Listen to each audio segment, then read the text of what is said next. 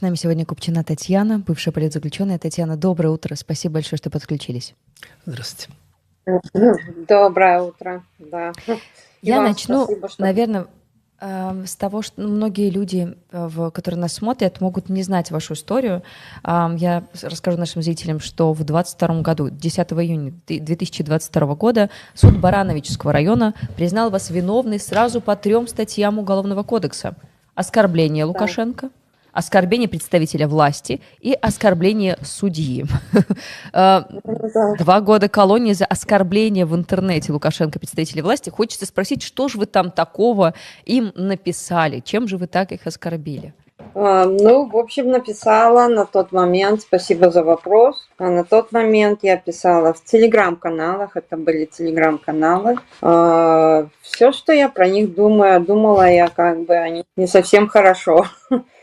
Вот, и поэтому у меня было 11 комментариев, и у меня были такие художественные, скажем так, оскорбления, клоун, клоунесса, там, и адвокат моя была очень не согласна. Был один очень оскорбительный комментарий. Какой же? Пенкова, я не выдержала, и там было чмо. Татьяна, вы интеллигентнее всех вообще, кто обслуживает режим Лукашенко, я вам хочу сказать, а вам еще неловко говорить. Это самое нежное, что можно сказать в адрес Карпенкова. Хочется заявить официально. Одним словом, я так думаю, что именно этот комментарий послужил моей поездке в ВК-4, потому что, я так подозреваю, курировали меня они. Во сколько вам обошлось ваше такое прекрасное художественное творчество с точки зрения судьи? С точки зрения судьи мне дали путем частичного сложения по 3 статьям 2 года лишения свободы в колонии общего режима, 200 базовых штрафа мне присудили, у меня конфисковали орудие преступления. Это пальцы? Был мой... Покажите руки на всякий случай. Интеллект. Руки на месте, да, они забрали телефон. И мне дали по суду, значит, я уже сказала, 200 базовых штрафа, и было 4 потерпевших. 391 статья, кстати, это оскорбление судьи. И что она значит, я узнала только в колонии, потому что я была настолько в шоке все это время, что садят, и мне даже было неинтересно, за что, 391 до 391, что я буду смотреть, уже срок дан, да. И вот там мне объяснили. Судьи у меня было 3 судьи пострадавших. А кто потерпевшие, кроме Лукашенко и Карпенкова? Они не могут быть потерпевшими. Вот в чем дело. Вот так вот. 11 эпизодов это немало, там и Качанова, и как его... Караник? Караник, так, да. Был ли кто-то из потерпевших на вашем суде? Нет, никого не было. Были только пострадавшие. Да, они не могли смотреть вам в глаза. И моих официальных 4 потерпевших был Кривоносов. Это военком, который передавал заряд бодрости и энергии. Это вот этот кругленький, этот дурачок, который от Лукашенко это напитывается этой самой энергией. Это наш. Да, прекрасно. Татьяна, насколько мы понимаем, от момента вот этого злостного оскорбления, боже мой, до задержания прошло немало времени. Что это было? Было, наверное, неожиданно в целом, что уже так много времени прошло.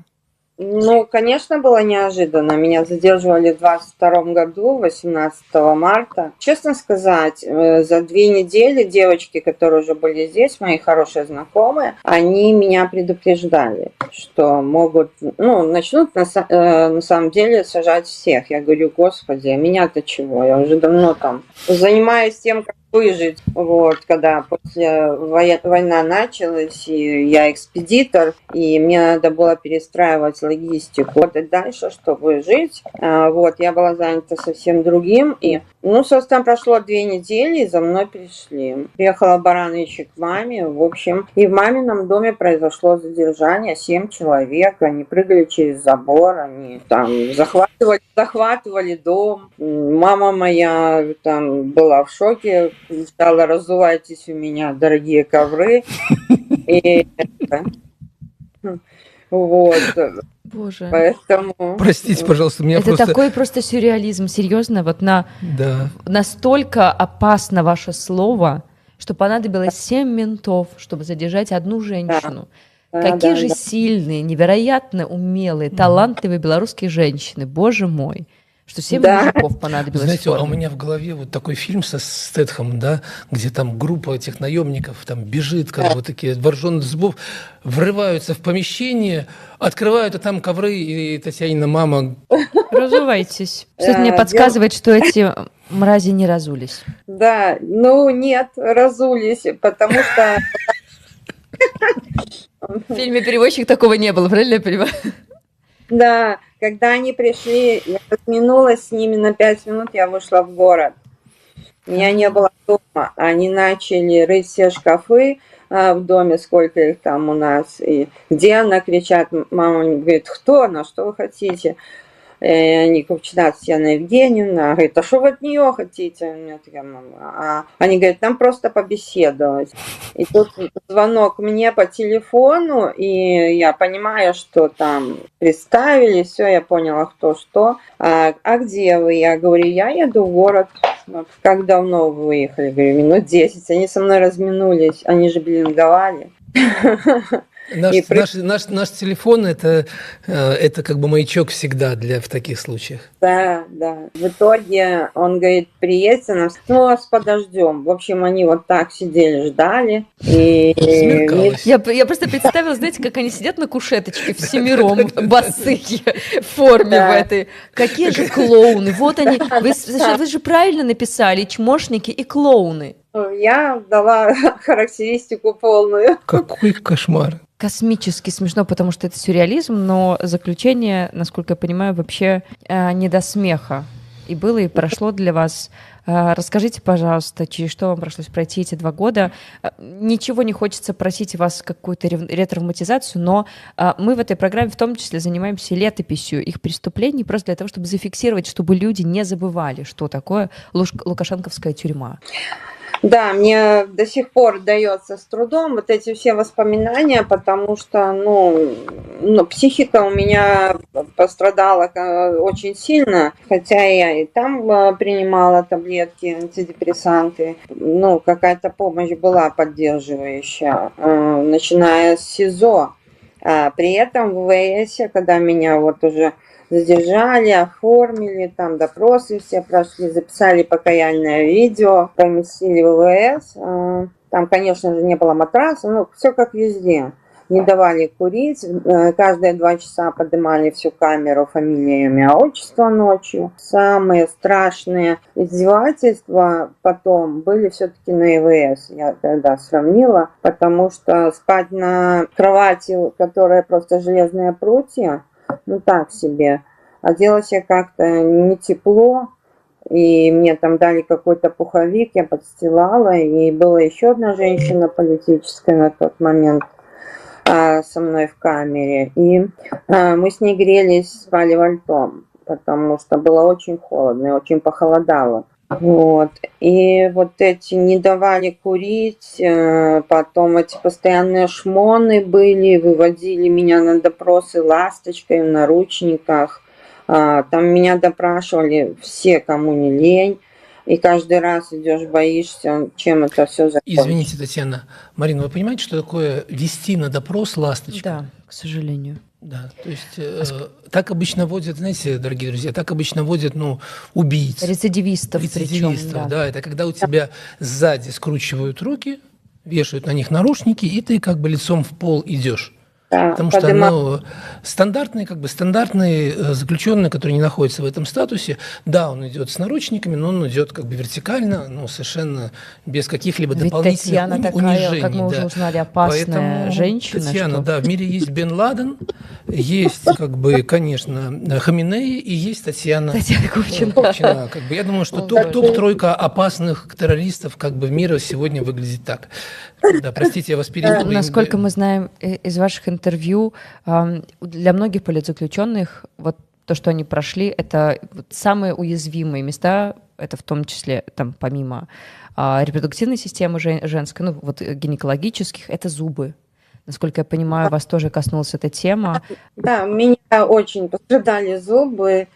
И, кстати, в связи с этим я хочу сказать большое, спасибо нашим, которые программы по оздоровлению политзаключенных, не знаю, называют ликовид и подорожник, они мне очень помогли. И я скоро буду с зубами, это радует, хорошими, красивыми. Вот. А кто конкретно вам помог? Можно назвать Подорожник и вторая организация. Это организация, да, подорожник и... Лековид. Лековид, да. Ну, спасибо большое тем, кто помогал, конечно. Просто хотелось бы, чтобы не было как бы с чем помогать. Вот в чем дело. Просто когда нас система просто уничтожает здоровье человека за 2 года.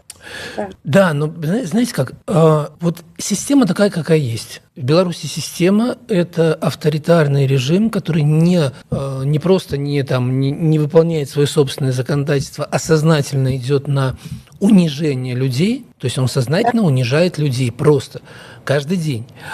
А потом как бы вот Татьяна и многие другие, кто приезжают сюда, и мы читаем пропагандистских СМИ, вы там никому не нужны, вы там останетесь одна, вы там что-то, но нет. Оказывается, что когда приезжают политзаключенные, вышедшие на свободу, есть помощь. Возможно, она не такого размера, как она хотелось бы и могла бы. Но вот конкретный пример. Вот Татьяна, ей помогли, наверное, не только как бы с зубами, но в чем-то еще. Насколько я хотела просто еще продолжить вот из статьи, что нужны были, помощь гинеколога из-за подозрения на онкологию, психологическая помощь, окулист. Я просто хочу еще раз напомнить нашим зрителям, что все это только потому, что какой-то Лукашенко обиделся на слова Татьяны. Вот, обозвали, понимаете. А сам, который бесконечно людей оскорбляет, кто там, народец мы, отморозки, проститутки, наркоманы, отмороженные, дураки, дебилы, все в порядке, ему можно. После всего того, что вы прошли, после всего этого идете в политику снова, точнее, теперь уже идете в КС. Зачем вы туда идете? Что это такого ценного вам дает, что буквально, скорее всего, принесет вам новую уголовку? Вы знаете, скорее всего, не я иду в политику, а политика пришла ко мне. И я никогда не мечтала заниматься политикой. У меня была любимая работа – это экспедиция, логистика. Насчет политики, да, я очень давно, с 90-х, и все у нас в семье всегда присутствовала политика, потому что родители, особенно отец, занимал высокий пост в городе, и, в общем, это дома все равно обсуждалось. Тут получилось так, что я здесь, и я поняла, что в этот поезд, в котором я сейчас нахожусь, я бы не села никогда, если бы они не посадили меня. И просто после этого, приехав сюда и поняв, со сколькими трудностями я здесь столкнулась, спасибо Федоронок, они меня поселили в шелтер. Там какие-то ребята мне подсказывали, куда мне писать. У меня не было ни ментора, у меня не было никого. Я все делала сама. И, понимаете, мне бы хотелось, чтобы к человеку, я так, может, отхожу от темы, и я хочу поднять вопрос через свой блог и в дальнейшем в КС, чтобы человек минимум не полгода, а около года опирался на какого-то куратора. И куратора такого, который реально с душой хочет помочь, потому что люди выходят побитые, поломанные. ПТСР у всех в разной степени проявляется. Без этого никак. Поэтому я и поднимаю вопрос в нашем блоге.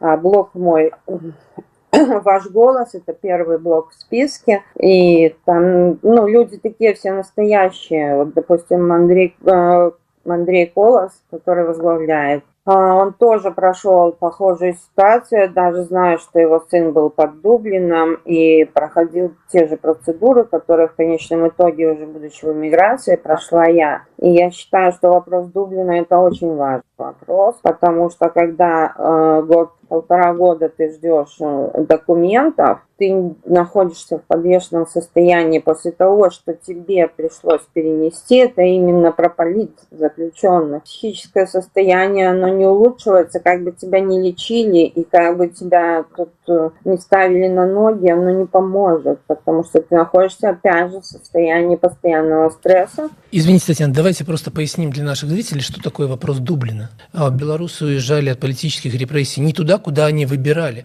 Возможно, Татьяна хотела бы уехать в Испанию или в Великобританию, да, условно говоря, да, но Татьяна не выбирала ту первую страну, куда она въезжает, и в результате попала вот 1,5 года в подвешенном состоянии, и как бы через суд пришлось убеждать польское государство, что нет, как бы давайте будем заниматься легализацией тут. И очень многие белорусы попадают в эту ситуацию. И это действительно важный вопрос, который стоит решения на уровне Координационного совета. Координационный совет должен. Давайте тогда вернемся к КС. Вы в команде «Ваш голос». 19 человек в этой команде. Почему белорусы должны, на ваш взгляд, проголосовать за эту команду, за вас? Что вы предлагаете такого? В чем ваше вот конкурентное преимущество от других команд? Ну, я считаю, что в этой команде собрались реальные люди, которые прошли, практически каждый то же самое в какой-то той или иной степени, что и прошла я. И мы не хотели бы, допустим, чтобы люди, которые приезжают далее, сталкиваются опять же с теми же проблемами, хотя прошло уже 5 лет, я была уверена, что здесь уже все отлажено и какие-то есть договоренности, но когда ко мне пришел вот этот отказ в международной защите, я была в шоке, тем более, когда ты отсидел срок, поэтому хотелось бы как-то, мы все там переживаем, я тоже очень переживаю, чтобы было трудоустройство людей какое-то, чтобы визы выдавались, именно гуманитарные. Об этом надо говорить, потому что на тот момент, когда выезжала я, польскую визу было невозможно сделать гуманитарную, поэтому мне сделали литовскую. Я считаю, что важным вопросом очень должно быть создавать такие интеграционные классы, в которых бы находились большинство политзаключенных. Ребята, люди настолько поломаны. Некоторые просто в первый момент не понимают, что у них уже ПТСР, но со стороны очень видно. И потом вот это просто может вылиться в такие драмы, что может выстрелить самым страшным образом. Поэтому я считаю, что мы должны общаться, делиться тем же опытом. Нас же уже так много. Я понял. Татьяна, смотрите, к нам пришли 2 критических комментария по поводу не вас лично, а блока. Целиком блок, я их прочитаю сначала. Первый комментарий. Ваш голос неплохой блок по составу, но посмотрев дебаты, я понимаю, что блок идет с одной целью – развалить КС. И второй вопрос. Конечно. Ваш голос як концепт мог быть добрым, але тое, что озвучивали публичные спикеры, дагэтуль псуе всю задумку. Я понимаю, о чем они, потому что я смотрел программу «Ваш голос», и, конечно, Андрей Колос прямо заявляет о том, что если за 99 дней Координационный совет не будет работать вот на те вопросы, которые вы назвали, на вопросы реальной жизни белорусской диаспоры, то Андрей Колос говорит о том, что он закроет Координационный совет к ядрене фини. Я считаю, что орган должен работать по основным вопросам, которые приходят именно от людей, которые эмигрировали. И эмигрировали, поверьте, сложно. Почему бы не решать эти вопросы, а не глобальные какие-то, я бы сказала, мечты. Если он за столько времени не работает так, по сути, действительно, зачем он нужен? Можно какую-то всю энергию направить в другое русло и как-то заниматься действительно делами. Белорусы, нам надо объединяться, чтобы не было этой разобщенности. Каждый сам себе, они озадачены. Меня очень интересует вопрос подбора работы. Я не понимаю, почему до сих пор не было никаких договоренностей или того же КС, с предпринимателями Беларуси, коих здесь немало. Политзаключенный выходил и сразу работал. Это как заземление, это вот якорь. Здесь легальная нельзя. Ну вот этот вопрос и надо решать, чтобы легально было можно. А и это тоже, конечно, потому что мне полгода платили пособие, потом мне нету разрешения на работу, так как дело пошло в апелляцию в суд, пришло Дублинское соглашение, и я физически тоже вся там поломанная не могу идти убирать, потому что я добью себя. Я это четко понимаю, и поэтому, это важный вопрос. Конечно. Нет работы, нет психики, нет ничего. Я думаю, что мы все с этим согласны, что вопрос трудоустройства, реализации новой, такой ресоциализации бывших политзаключенных, это очень важный и очень критичный вопрос. Спасибо, что вы его поднимаете, и спасибо за то, что вопреки всему, через что вы прошли, вы нашли в себе силы продолжать какую-то работу, деятельность на поддержку других политзаключенных. Желаем вам успехов и удачи в выборах. До встречи в эфире. Спасибо. Да. Спасибо за ваше время. Спасибо Татьяна большое. Ковчина, бывшая политзаключенная, была с нами в эфире.